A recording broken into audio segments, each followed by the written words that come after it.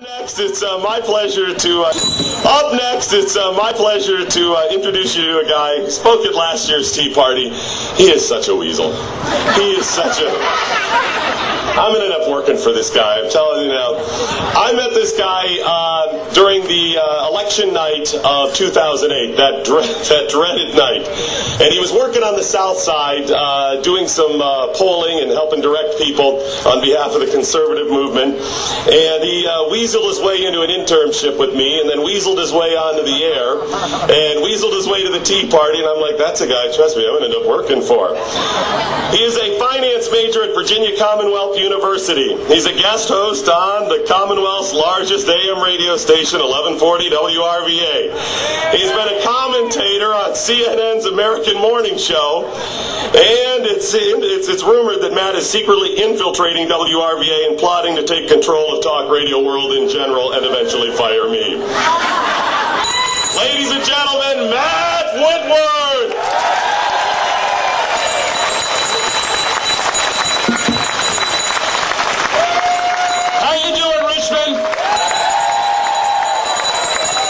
You know, the weather's a lot different than it was last year, but the message is still the same. We're here to send a message to Washington that the American people will no longer stand idle.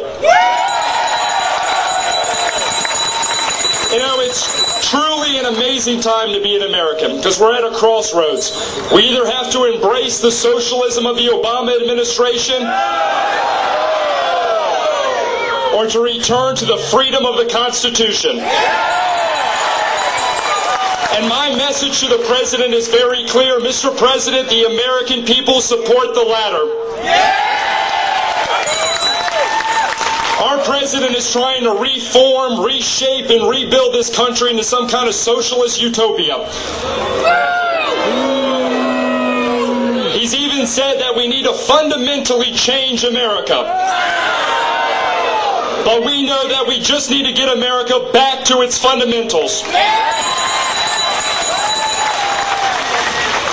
We're here because we have strong conservative values and strong traditional American values. We believe in limited government, low taxes, and responsible spending. But the radical left seems to have forgotten that America was built on the backs of its citizens, not on the back of its government. Hard-working individual Americans created this great country, and we did it without government welfare programs and jobs bills and stimulus bills.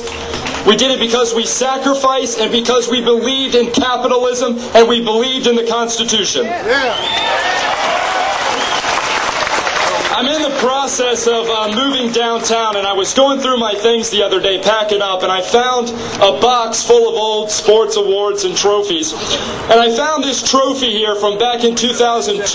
It's a soccer trophy. And I started to think back to that year, and I was thinking about my team and how hard we played together. And at the end of the season, we all got a trophy. And then I remembered we didn't win a single game that season. And I started to think, this is the problem in America. We have an entire generation that believes it's the government's responsibility to subsidize failure, misfortune, or just give them a handout because they're not as lucky as everybody else.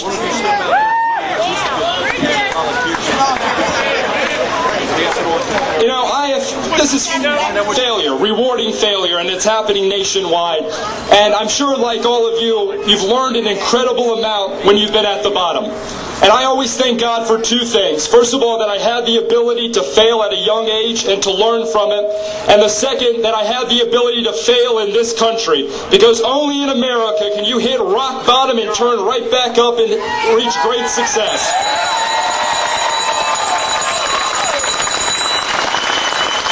Ladies and gentlemen, the time has come to defend freedom and liberty.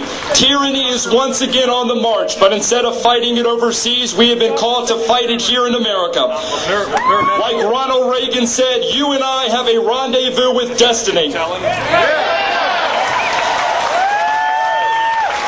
My fellow Tea Party patriots, we are the guardians of freedom. And like Martin Luther King said, the deepest part of hell is reserved for those who in times of great moral crisis remain neutral. We must not remain neutral. We must bring the fight to Washington. We will not let Obama, Pelosi, and Reid destroy this country from being the beacon of freedom and liberty that it has been to hundreds of millions of people. We will fight for freedom, we will fight for liberty, and we will prevail. We will prevail because two things have always led America to victory: the principles of the Constitution and the will of the American people. Thank you so much. God bless.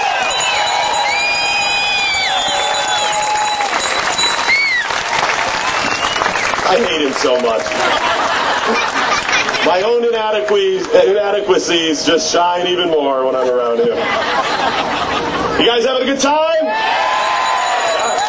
Oh, no, wait a minute. There's a lot of people back there. I said, are you having a good time? Next up is Gilbert Wilkerson. He is the chaplain for the local police department. He works for the city courts and is a board member of the Richmond Tea Party and a supporter of Restore, the founder's vision. Ladies and gentlemen, Gilbert Wilkerson.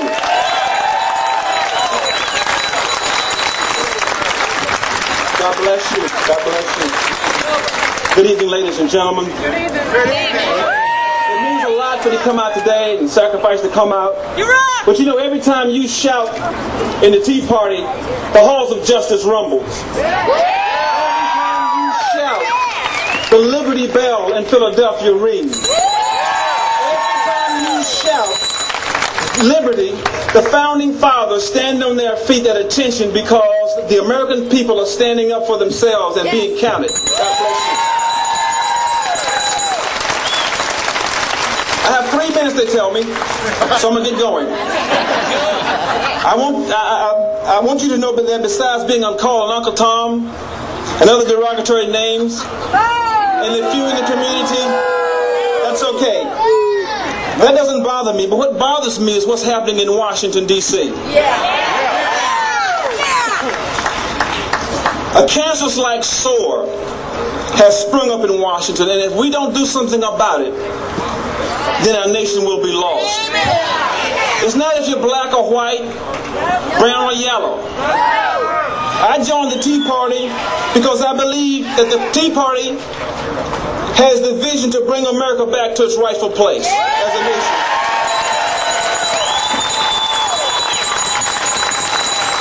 I am not here because I am black. I am here because I'm an American. And if America fails, my black skin fails. What's happening in America today should not be based on whether you're black or white, blue or yellow. It should be based on whether we as a nation is going to survive as a nation under a socialist government or what. Are we going to be here 20 years from now to take in the poor and hopeless from across the world who are looking for a better future? Or are we going to be so broken that we can't take anybody in? What is happening in Washington is a travesty of justice for all people. And if we allow the liberal politicians in Washington to divide us, then our journey will be a long one. They know the principle of together we stand, divided we fall.